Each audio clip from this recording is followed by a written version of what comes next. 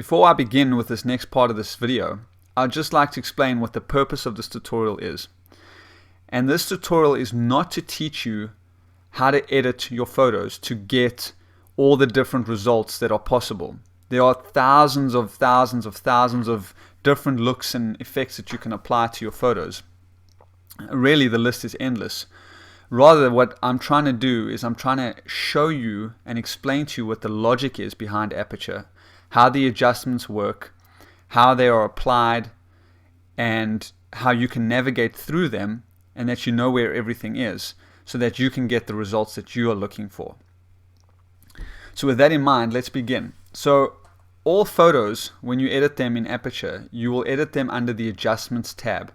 In your inspector, you have your three tabs: Library, Metadata, and Adjustments.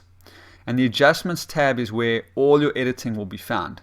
There are other links to the tools found here in your menu bar, for example.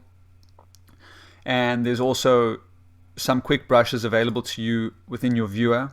But all of these are also available in Adjustments. This is the core, the center of where you will adjust your photos. So to begin, we'll just look at what we have available to us by default. So in the Adjustments tab, we'll see that we have two drop-down menus. We have presets, we have adjustments, then we also have a little settings option, and then underneath that we can see all the different adjustments that we currently have applied to our image. Now, every image you open, Aperture will apply a default set of adjustments to it,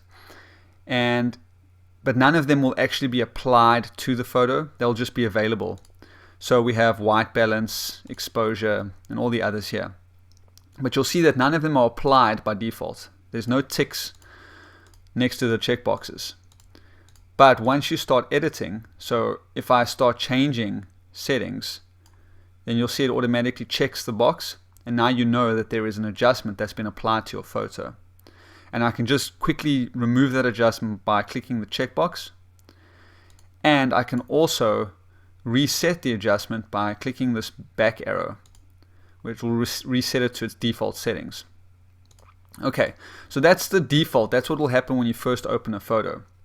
Now, we have individual adjustments that can be made to our photos, beginning from retouch down to vignette. And the adjustments that you have available or that you have applied to your photo are shown with a little black dot to the left of the name. So in my case, you can see white balance, exposure, enhance. Those three are available. Then highlights, levels, color. Those three are available. And to add any option, you can simply just click on the option and you'll see it will apply to the list. So, and when you click on it, it automatically will check it and apply it to your photo. And then you can start playing around with your settings. So again, I'll undo that and uncheck it, and now it's no longer applied to my photo, but the adjustment is available to use.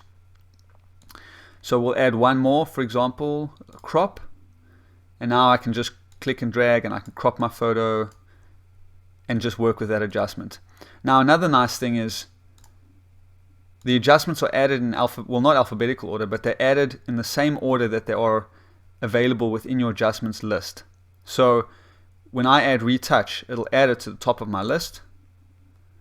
And when I add edge sharpen, it'll add it above vignette. So it just keeps the same order, which is nice. It just keeps things consistent and easy for you to find. So those are individual adjustments, and you can easily add them as I've shown you from the Adjustments tab, and you can also remove them simply by just clicking the Settings button and saying remove this adjustment. So I'll just remove all of the ones I've added. And also, for example, if there's an adjustment that you want or that you use almost every time you work with your photo, you can easily, on the settings, click add to default set. And that means that every time you import new photos and start editing them, it will be one of the default adjustments that are automatically applied to your photo. But I'm going to remove this. So those are the individual adjustments. Now, we also have presets.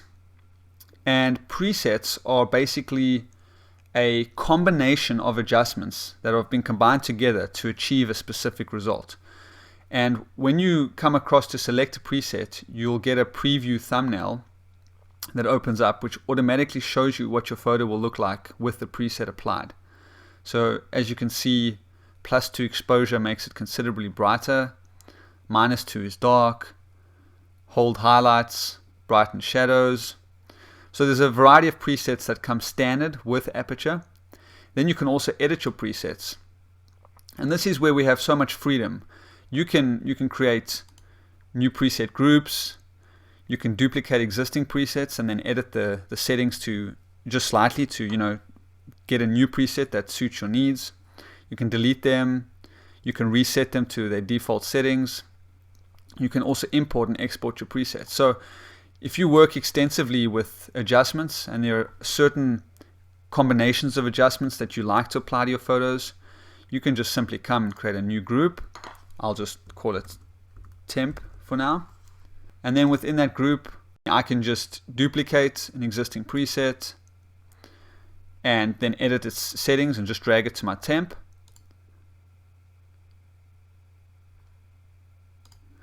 Or once you have all the different adjustments that you like for your specific preset, once you have them applied, you can come to the presets tab and say save as preset. And then you'll have the option to save it and add it to whatever groups you want. So that's how you can customize your own presets that you can just apply with a single click and also preview.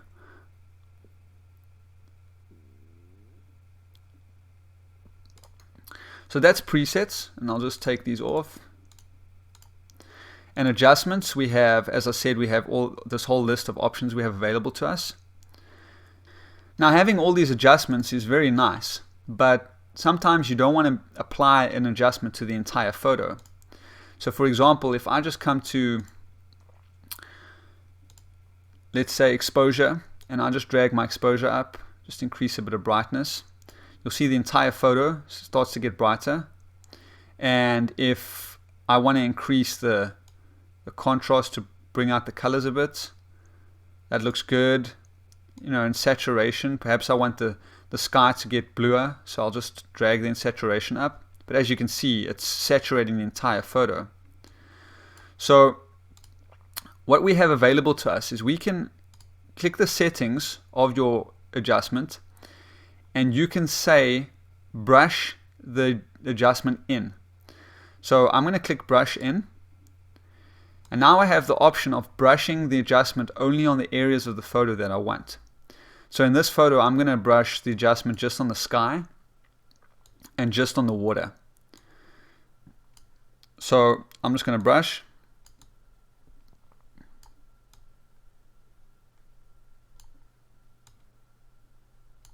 But there's nothing happening.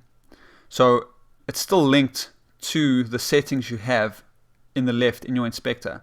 Now let's just drag the saturation up. Now you can see that it's on the fly, it's updating the brush that I've made. I'll just brush more on the water so you can see. So you can see clearly the color starting to get enhanced. And maybe I'll just go over the mountainside too. You can see there how the color is starting to come out more. So that's a great feature that we have to edit just specific parts of our photos. Then what we also have available to us is, for example, in my photo, I can't really see very clearly what I've painted. I might have missed a few spots, like there I just missed one. And we have within our brush settings, we have an overlay that we can view. And the one that I specifically enjoy is this color overlay. If you click on that, it'll overlay this color showing me where I've brushed. So now I can see the parts I've missed. I can just come in and fill in the gaps. I can also increase my brush size and just go right over all the parts I've missed. And now I know I've applied the adjustment to the areas that I want. Now I'm going to just undo all these brush strokes quick. well, I might have to remove this. I'll just remove the adjustment and apply it again. Oh, it's still there. Okay. So now I'm going to just go back to brush enhance in. And now what we can do is we also have this option to detect edges. And I'm going to go back to the color overlay so you can see better how this works. If I don't have detect edges on and I paint, it'll just paint wherever the brush goes. But if I have detect edges on and I paint, you'll see how it matches, it tries to match the edges of the mountainside. And this is a really great feature, you know, to just have more precision editing. So now I can really enhance my sky and quite accurately, with very little work, I can match the border, the edge of the mountainside.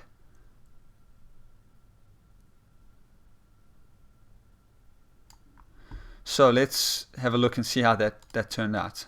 Switch the overlay off, and I'm going to just bump up the saturation and the vibrancy and even the contrast a little bit. And you can see how it's automatically affecting just the sky where I've painted the adjustment on. Alright, so and then again, if I want to see the difference between my adjustments and the original image, I can click off the adjustment and I can see the difference. So that's a nice way to just see your single adjustments, switch them on and off. We can also, if we've made a bunch of adjustments, so let's say I've made 3, perhaps let me add vignette again, and I'll just pump that up a little bit. Now I have quite a bunch of adjustments applied, and I don't want to have to uncheck all of them. I can just come across to the bottom, and this middle icon we have is Show Master, and I can just click that, and it shows me my original without any adjustments, and I can uncheck it, and it'll show me what it looks like with the adjustments. So already you can see there's a big difference with the adjustments that I've assigned. The sky is really standing out a lot more, and of course the vignette effect on the sides looks really nice. So that's primarily adjustments and how you would work with them. I'm just going to minimize them. And now we also have a new feature called Quick Brushes. And Quick Brushes allows us more adjustments, but that are not available individually within the Adjustments tab. So for example, I can use the Dodge brush just to lighten a certain area of my photo. So I'll click on Dodge, and now I'm going to take off Vignette because of course that's adding this dark effect, so I'll uncheck that. And I'm just going to dodge this cannon.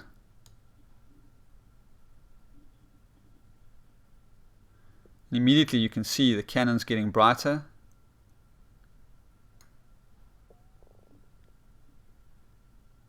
And again, I can go to Color Overlay. I can see where I've brushed. I can undo that and go Detect Edges. And then you can see how it attempts to stay within the cannon only.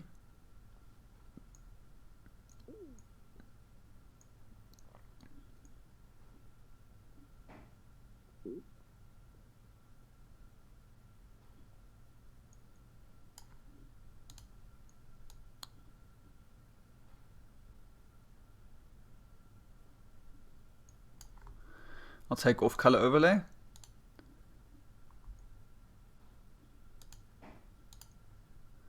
And there we can see. And again, I can switch off Dodge. It will always, whenever you apply an adjustment or a brush, it will always add it to your list, so you can have quick access to the settings. And then you can see I can just bump up the amount and just adjust that part of my photo.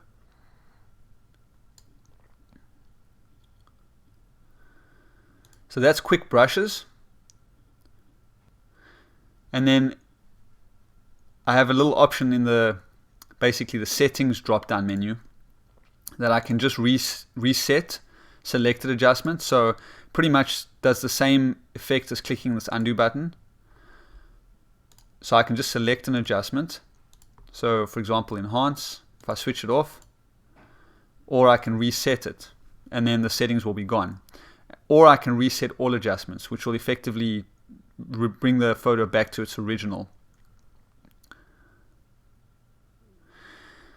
Now, as I said at the beginning of the tutorial, I'm not going to show you all the different adjustments that you have and how every single one works. Many of them are very self-explanatory.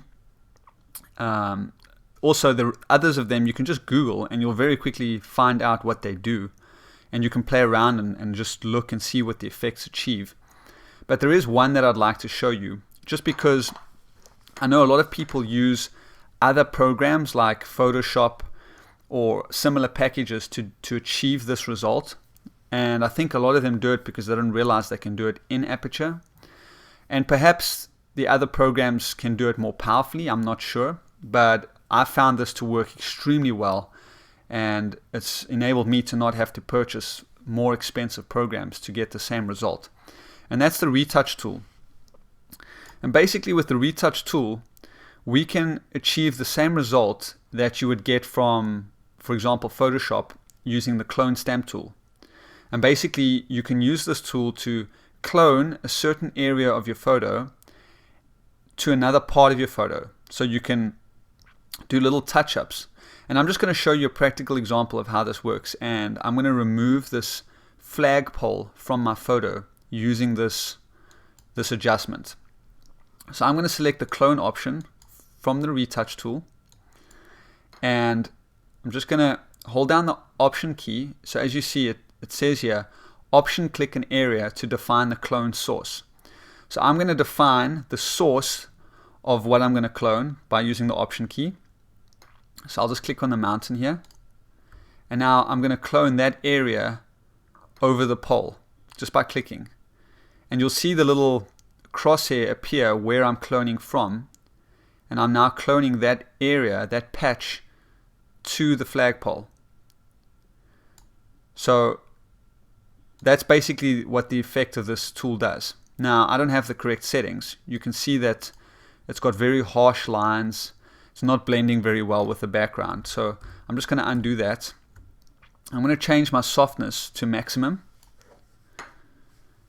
And I'll just clone again.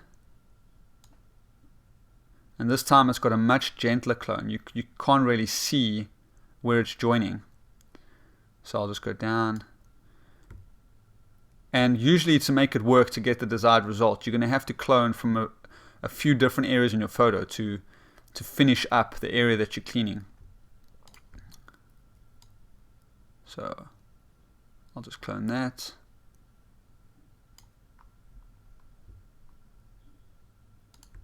And I'll continue with the photo. And now I'm going to clone the edge of this mountainside to where the edge would be behind the flagpole. So I'll select the edge. And then on the edge of the mountain, I'm going to click. And there you see, it matches the edge where I selected over where the flagpole was. So now that wasn't the correct clone. So I'll just clone there. Again, it was too high. So that's better. So now I'm just going to clone up.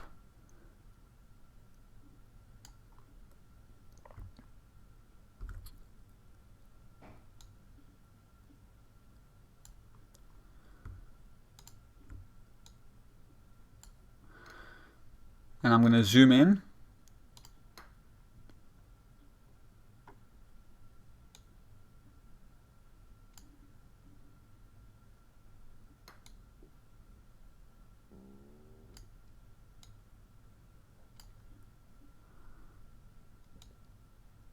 Now I'm just going to try and touch up this flagpole here.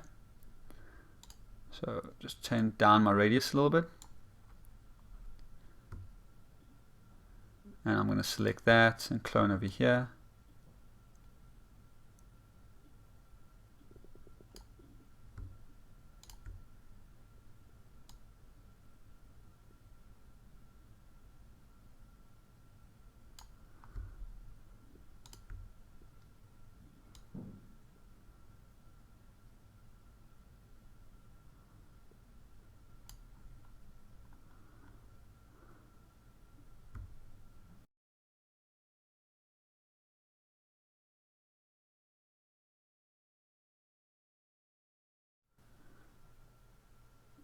So it turns out that my enhance adjustment is what was causing this flag to be here. It was still enhancing it because I painted that on first. So if I disable that, you'll see the flag disappears.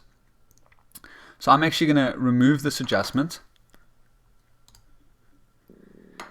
And now I'll paint this adjustment on afterwards. So I'll just come across, brush enhance in.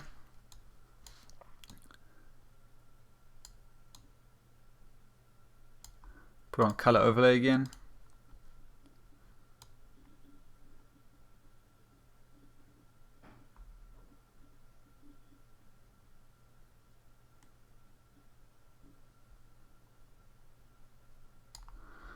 Detect edges.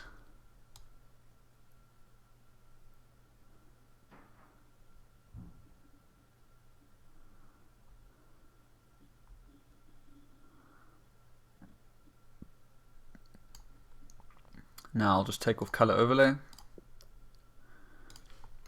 and adjust my settings. So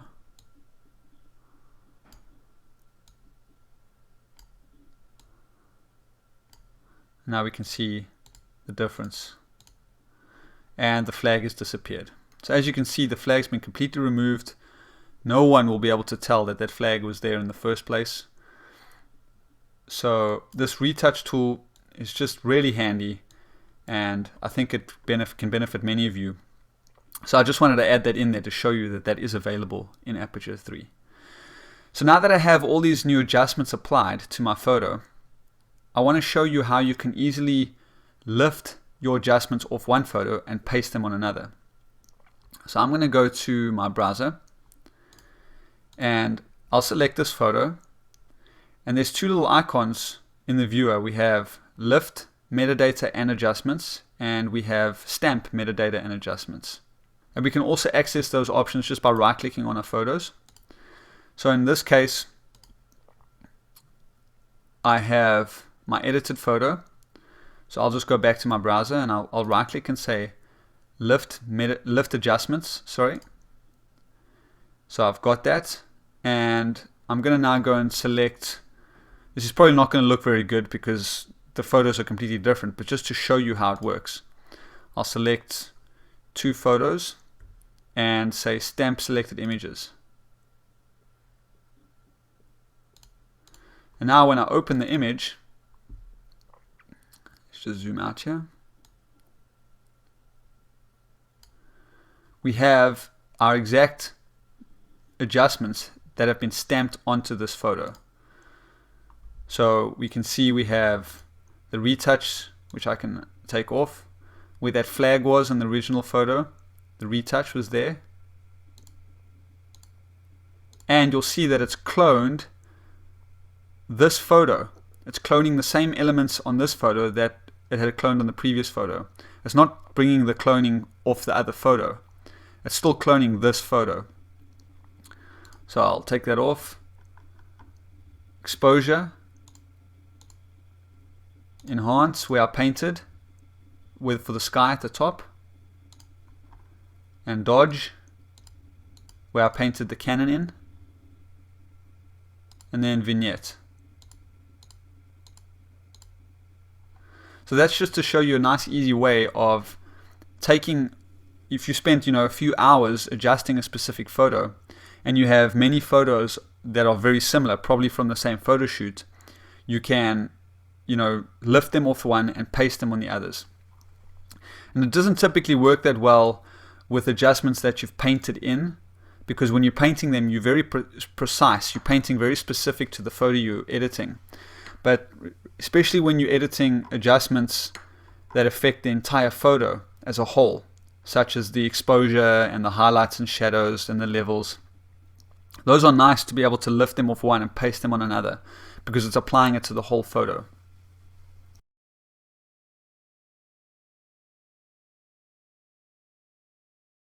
I just want to take some time to briefly mention the fact that you can also purchase additional plugins for Aperture. Now, plugins are basically third-party applications that link with Aperture. If you come to Aperture in your menu bar and go about halfway down, you'll see a link to Aperture plugins. And if you click on that, it'll take you to the Apple website, and on their website there's a page that lists a whole variety of Aperture plugins that are available. Now some are free, such as photo book plugins, so you can get plugins for other websites that develop photo albums, and they've made plugins for free because it brings them business. So if you can create your photo albums on Aperture, the plugin will allow you to create it within Aperture and publish it to these websites, and then they will obviously develop the photo albums for you at a price. Then you also get image editing plugins as well as export plugins, and a lot of these are paid for, and basically, as I said, it's like a third-party application that will link to Aperture to give you additional functionality. So such as these ones from Human Software, like edit, multi-tones, depth of field, it'll just allow you to achieve additional results. So if you use Aperture and you get to the point where you're really comfortable and you would consider yourself more advanced user, this is a page you might want to visit and see if they have some additional features that you're currently struggling to achieve with Aperture. I personally have not needed any plugins. I find Aperture to be very powerful, and it achieves a lot of results. If you just play around with your adjustments and all the different effects you can get with them, I found it to be enough. But I just wanted to mention this to you so that at some point you might feel you want to expand Aperture. This would be the page that you want to come to. So let's just quickly go through this page so you get an idea of what's available. As I've said, you've got photo book plugins to develop and purchase additional photo albums. You have a variety of image editing plugins, such as depth of field, autocorrect, multi-tones edit. A lot of these things Aperture does, but these plugins will give you additional features. And a lot of them have trial versions. As I said, most of them are paid for, but a lot of them you can download a 2-week trial and play around with it and test it out to see if it's what you need. Then we've got noise and lens correction, export plugins, stock photo sites, online digital workflow, file transfer, and then integration with other programs like Final Cut Pro, so you can just send it from Aperture to Final Cut Pro. And then output would be things like exporting Aperture to archive. So as you see, it says packages and compresses images from an Aperture library in the most popular archive file types. And then automation and scripts. And then just a few additional extras that are available at the end. So there's a variety of different categories, and I would just encourage you to come and browse and play around and see if there's anything available to you. As I said, I just wanted to mention this for those of you who get to the point where you'd like to start expanding what Aperture can do. This would be a good and valuable resource for you to come and look at and see what's available.